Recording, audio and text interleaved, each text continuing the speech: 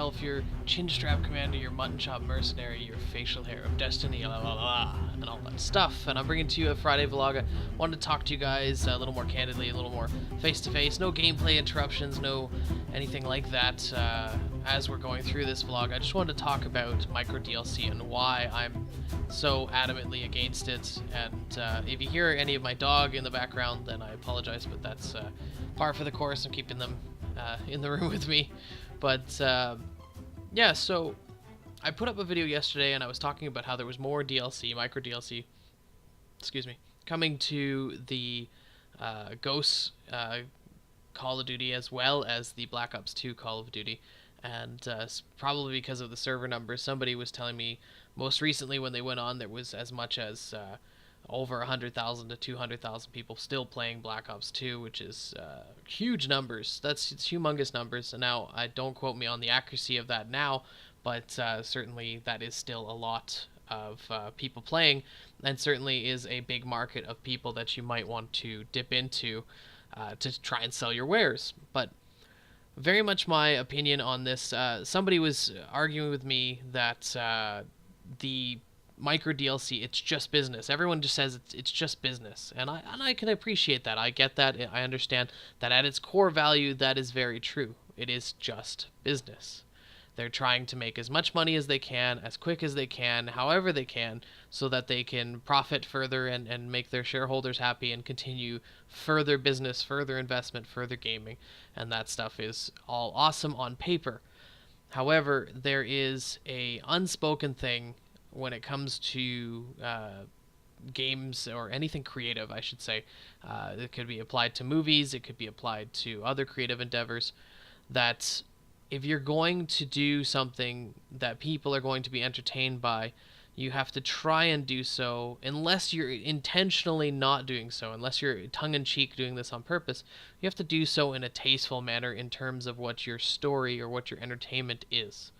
Now, for someone to say to me, okay, buy this $60 game, it's a good game, it's one of the biggest franchises in FPS history, and this is the biggest game right now, go buy it so you can play with all your friends because they're likely going to buy it too.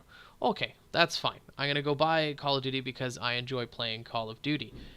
Now, I'm sorry about the noise on the outside, but so yeah, I enjoy playing Call of Duty because of, you know, it being Call of Duty. Now, if somebody turns to me and says, do you want to buy the season pass? Do you want to buy these map packs?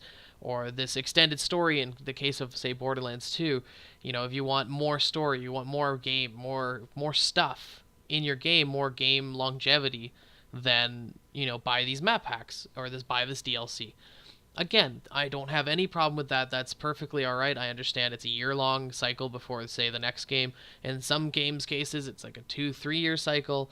You won't see another Borderlands for quite a while. If you do, it will be quite a whiles away. So to do DLC is smart. It's going to increase people playing that game for longer times, which justifies the server staying up and so on and so forth.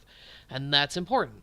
And a lot of people dip into the user-created content to keep games alive. I know certainly a lot of people do that with the Source engine. There's tons of stuff, like Counter-Strike was kept alive by custom maps for the longest time before Source actually even came in. And so to those things, I understand.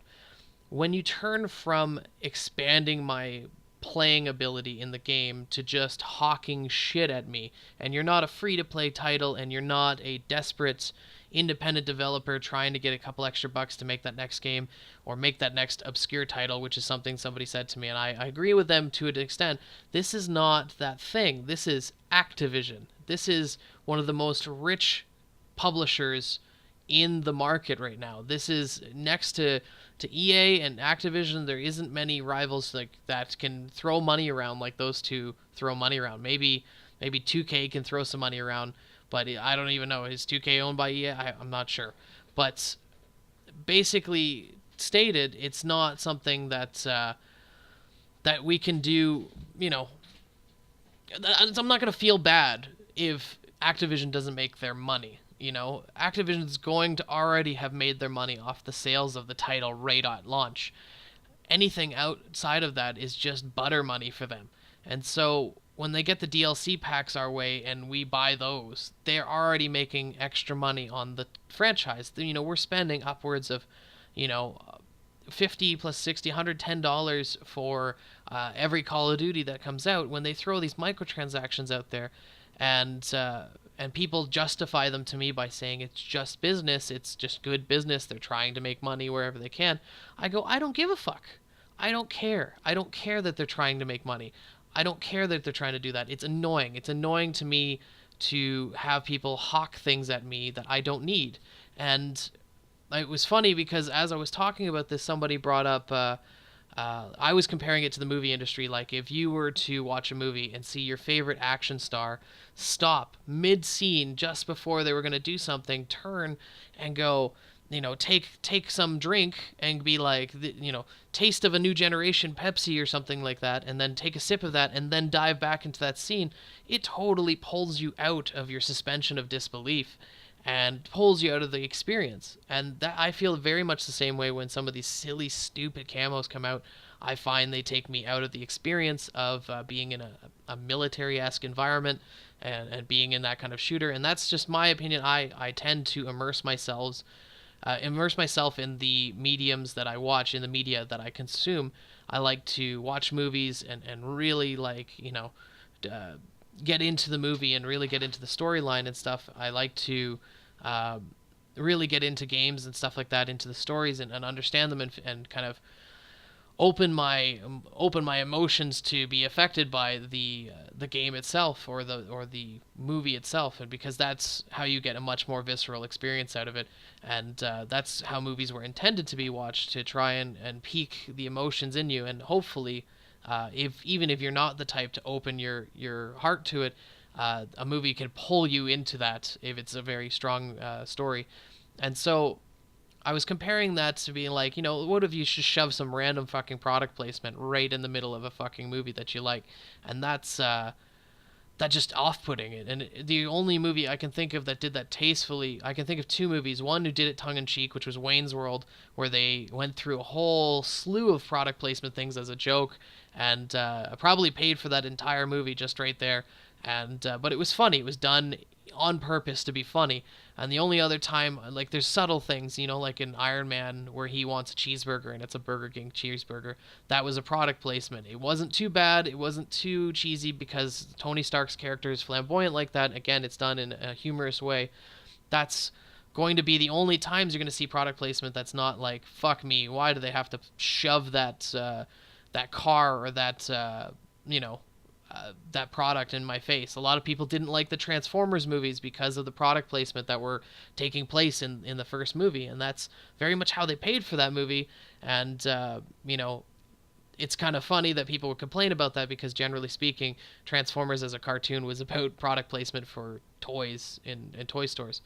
But that being said, I compared the two, and I said, I don't like to be taken out of my favorite scene or favorite thing by something akin to product placement. And so when I get this micro DLC shoved at me and it says, buy this skin, buy this thing that has no relevance to the game at all, or buy this thing that's out of the timeline of this game, or buy this thing just so that you can have it, and there's no challenge to it. It's not part of the DLC packs. It's doesn't come with challenges to unlock. It doesn't come with any kind of longevity of game. It's just literally, I buy this, I have this for now because I don't know, I need to see bare hands on my gun instead of gloves if you buy the Captain Price legendary pack, or you need other people to see you looking like whatever it is that you want to look like. And I get that some people want that, but it's unnecessary purchases, and it's I find it distasteful. I think there's a tasteful way to go about these things, and you can disagree with me or not, but I think that there's a very tasteful way to go about doing DLC or doing kind of things to incentivize you to spend more money on a product or a brand. There is ways to do that are not shady or stupid, or just seem like somebody is stepping outside their storefront as you're walking by going, buy these shoes or buy this stuff, buy it, buy it, buy it. And I don't need that. I don't need that. And frankly, neither do you guys. But that's my opinion on it. If you guys have any feelings on it, please feel free to let me know in the comments below. You can disagree. I welcome it. I would welcome somebody to convince me why this is a good thing. In terms of Activision doing this, I think it's unnecessary for a AAA developer with AAA titles to be shoving micro DLC down our ass, because we don't need that. We don't need that from them, and they certainly don't need the money. They're just trying to make more of it. And if it's just that, if it's just business, then I'm sorry. I don't want to take part. It's not something I will take part in, but I will go out and say that the map DLC we just got, Onslaught, on the PlayStation Network, and I just purchased it, and I do enjoy it. I do enjoy a map pack. I do enjoy regular DLC the way DLC is supposed to be done, which is to extend my enjoyment of that game in a true manner, like new experience or new things, new mechanics, that kind of stuff I welcome. And I put it akin to the Modern Warfare 3. They added 10 prestiges to that game. That doesn't add anything in terms of new gameplay, but it added some more incentive to keep going, keep progressing, and they did that for free. And that was Activision, that was Infinity Ward. They did that for free.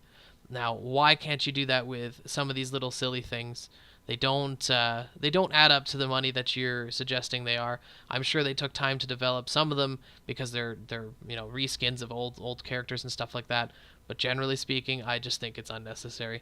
And that's my 2 cents on it. Let me know what you guys think. Stay beardly, my friends, and I'll catch you guys on the next one.